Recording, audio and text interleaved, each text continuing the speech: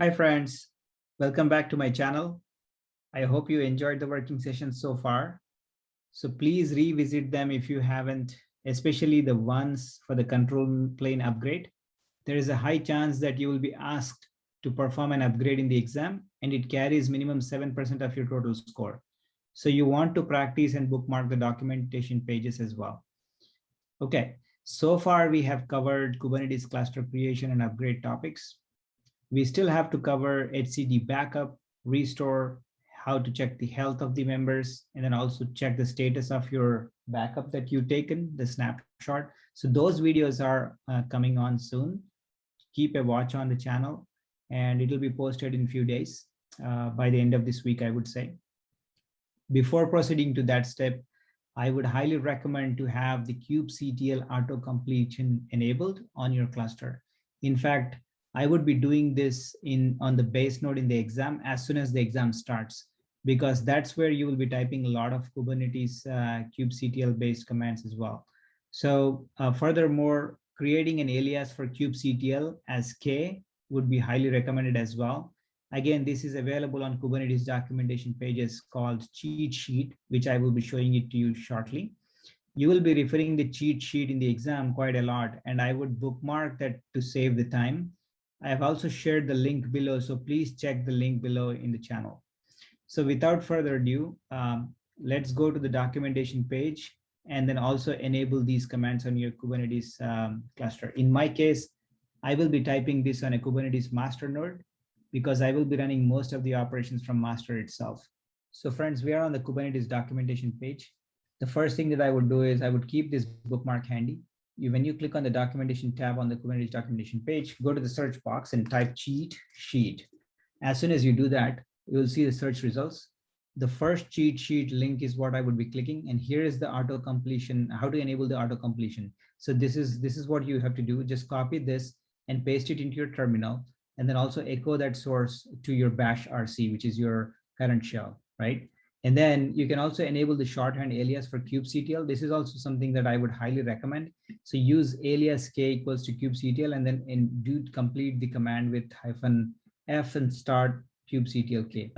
But keep these things in mind and then make sure that you bookmark this page. So the way you bookmark is you simply click star and then bookmark this page in your in your browser. So when you go to the exam, you would simply type cheat sheet on the top of the URL. It should open up straight away there, or just follow the direction that I showed you. So it should be here under the kubectl. And there will be a lot of commands on this page, by the way. So context and creation, so like how do you view the config views, and there is like output viewing and finding resources. How do you apply the kubectl? How do you create the objects? So there's all the shortcuts here. I would highly recommend that to follow this entire page and practice these commands in your setup. They come very handy, and then they're very useful. And there will be like at least a couple of questions based on this document here. So I want you to thoroughly review this and keep this as a reference in your bookmarks. Okay.